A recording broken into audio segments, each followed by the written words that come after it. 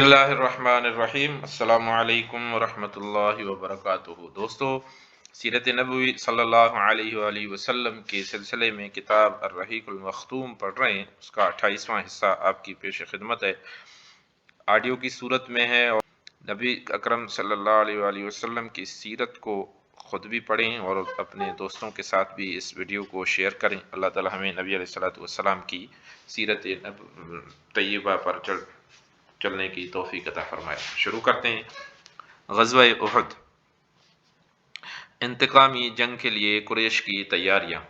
اہل مکہ کو معرکہ بدر میں شکست اور ہزیمت کی جو زک اور اپنے سناوید اور اشراف کے قتل کا جو صدمہ برداشت کرنا پڑا تھا، اس کے سبب وہ مسلمانوں کے خلاف غیظ اور غضب سے کھول رہے تھے، حتیٰ کہ انہوں نے اپنے مقتولین پر آہ و فغاں کرنے سے بھی روک دیا تھا، اور قیدیوں کے فدیے کی ادائیگی میں بھی جلد بازی کے مظاہرہ کرنے سے منع کر دیا تھا، تاکہ مسلمان ان کے رنج اور غم کی شدت کا اندازہ نہ کر سکیں۔ پھر انہوں نے جنگ بدر کے بعد یہ متفقہ فیصلہ کیا کہ مسلمانوں سے ایک بھرپور جنگ لڑ کر اپنے کلیجہ ٹھنڈا کریں اور اپنے جذبہ غیظ اور غضب کو تسکین دیں، اور اس کے ساتھ ہی اس طرح کی معرکہ آرا کی تیاری بھی شروع کر دی۔ اس معاملے میں سرداران قریش میں سے اکرمہ بن ابی جہل، صفوان بن امیہ، ابو سفیان بن حرب اور عبداللہ بن ربیعہ زیادہ پرجوش اور سب سے پیش تھے۔ ان لوگوں نے اس سلسلے میں پہلا کام یہ کیا کہ ابو سفیان کا وہ قافلہ جو جنگ بدر کا باعث بنا تھا اور جسے ابو سفیان بچا کر نکال لے جانے میں کامیاب ہو گیا تھا، اس کا سارا مال جنگی اخراجات کے لیے روک لیا، اور جن لوگوں کا مال تھا ان سے کہا کہ اے قریش کے لوگوں، تمہیں محمد نے سخت دھچکا لگایا ہے اور تمہارے منتخب سرداروں کو قتل کر ڈالا ہے، لہذا ان سے جنگ کرنے کے لیے اس مال کے ذریعے مدد کرو، ممکن ہے ہم بدلہ چکا لیں۔ قریش کے لوگوں نے اسے منظور کر لیا، چنانچہ یہ سارا مال جس کی مقدار 1000 اونٹ اور 50,000 دینار تھی، جنگ کی تیاری کے لیے بیچ ڈالا گیا۔ اس بارے میں اللہ تعالیٰ نے یہ آیت نازل فرمائی ہے کہ ان الذین کفروا ينفقون اموالهم ليصدوا عن سبیل اللہ فسينفقونها ثم تكون عليهم حسرة ثم يغلبون۔ ترجمہ ہے جس کا کہ جن لوگوں نے کفر کیا وہ اپنے اموال اللہ کی راہ سے روکنے کے لیے خرچ کریں گے، تو یہ خرچ تو کریں گے لیکن پھر یہ ان کے لیے باعث حسرت ہوگا، پھر مغلوب کیے جائیں گے۔ پھر انہوں نے رضاکارانہ جنگی خدمت کا دروازہ کھول دیا کہ جو احابیش، کنانہ اور اہل تہامہ مسلمانوں کے خلاف جنگ میں شریک ہونا چاہیں، وہ قریش کے جھنڈے تلے جمع ہو جائیں۔ انہوں نے اس مقصد کے لیے ترغیب اور تحریض کی مختلف صورتیں بھی اختیار کیں، یہاں تک کہ ابو عزہ شاعر جو جنگ بدر میں قید ہوا تھا اور جس کو رسول اللہ صلی اللہ علیہ وآلہ وسلم نے یہ عہد لے کر کہ اب وہ آپ کے خلاف کبھی نہ اٹھے گا، عذرائے احسان بلا فدیہ چھوڑ دیا تھا، اسے صفوان بن امیہ نے ابھارا کہ وہ قبائل کو مسلمانوں کے خلاف بھڑکانے کا کام کرے، اور اس سے یہ عہد کیا کہ اگر وہ لڑائی سے بچ کر زندہ سلامت واپس آ گیا تو مالا مال کر دے گا، ورنہ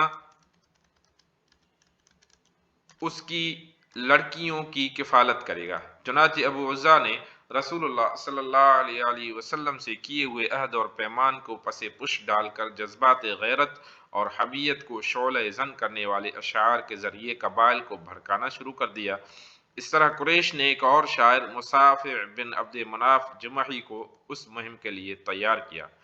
ادھر ابو سفیان نے غزوہ سویق سے ناکام اور نامراد بلکہ سامان رسد کی ایک بہت بڑی مقدار سے ہاتھ دھو کر واپس آنے کے بعد مسلمانوں کے خلاف لوگوں کو ابھارنے اور بھڑکانے میں کچھ زیادہ ہی سرگرمی دکھائی۔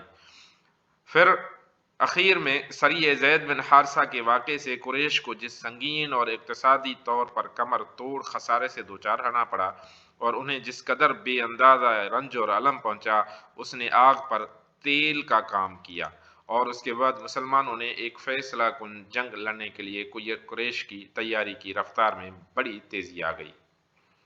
قریش کا لشکر، سامان جنگ اور کمان۔ چنانچہ سال پورا ہوتے ہوتے قریش کی تیاری مکمل ہو گئی۔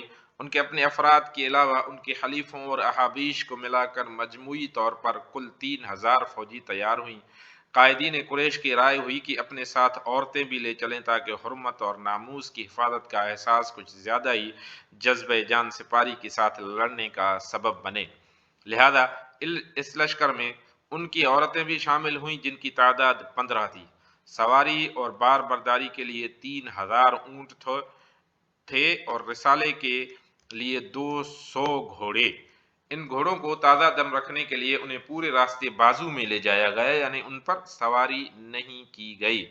حفاظتی ہتھیاروں میں 700 زرہیں تھیں۔ ابو سفیان کو پورے لشکر کا سپہ سالار مقرر کیا گیا۔ رسالے کی کمان خالد بن ولید کو دی گئی اور اکرمہ بن ابی جہل کو ان کا معاون بنایا گیا۔ پرچم مقررہ دستور کے مطابق قبیلہ بنی عبد الدار کے ہاتھ میں دیا گیا۔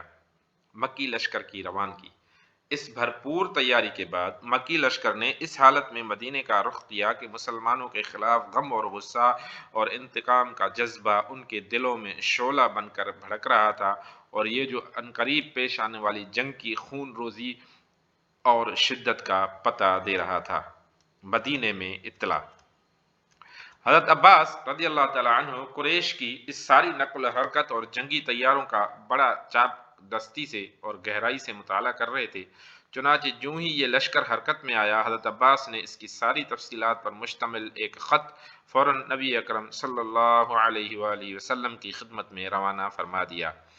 حضرت عباس رضی اللہ تعالیٰ عنہ کا قاصد پیغام رسانی میں نہایت فرتیلا ثابت ہوا۔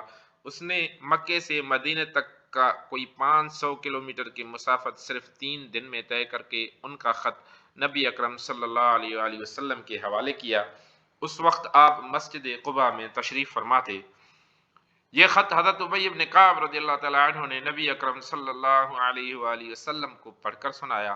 آپ نے انہیں رازداری برتنے کی تاکید کی اور جھٹ مدینہ تشریف لا کر انصار اور مہاجرین کے قائدین سے صلاح اور مشورہ شروع کیا۔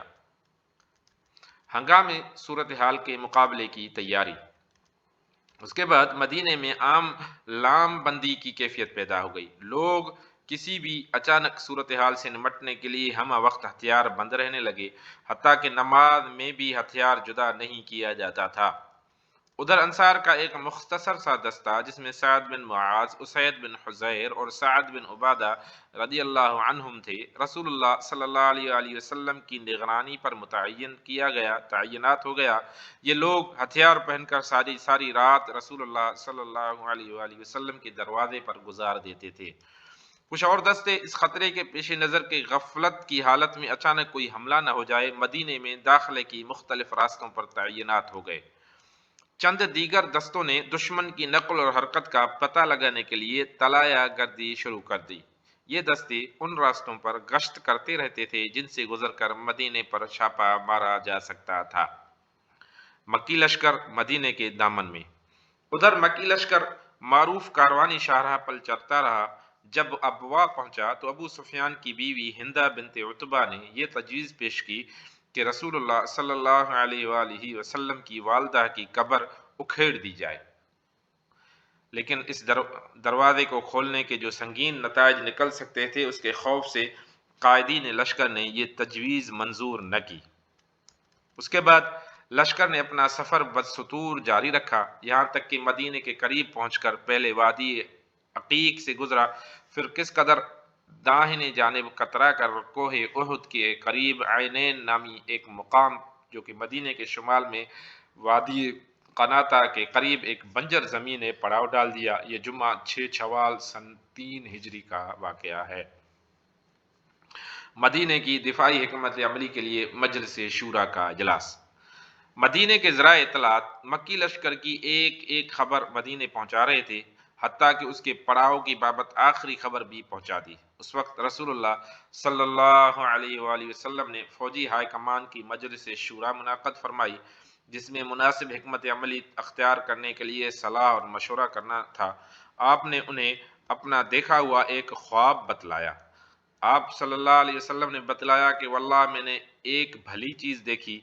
میں نے دیکھا کہ کچھ گائیں ذبح کی جا رہی ہیں، اور میں نے دیکھا کہ میری تلوار کے سرے پر کچھ شکستگی ہے، اور یہ بھی دیکھا کہ میں نے اپنا ہاتھ ایک محفوظ زرہ میں داخل کیا ہے۔ پھر آپ صلی اللہ علیہ وآلہ وسلم نے غائے کی تعبیر یہ بتلائی کہ کچھ صحابہ رضوان اللہ تعالی علیہم اجمعین قتل کیے جائیں گے۔ تلوار میں شکستگی کی یہ تعبیر بتلائی کہ آپ کے گھر کا کوئی آدمی شہید ہوگا، اور محفوظ زرہ کی تعبیر یہ بتلائی کہ اس سے مراد شہر مدینہ ہے۔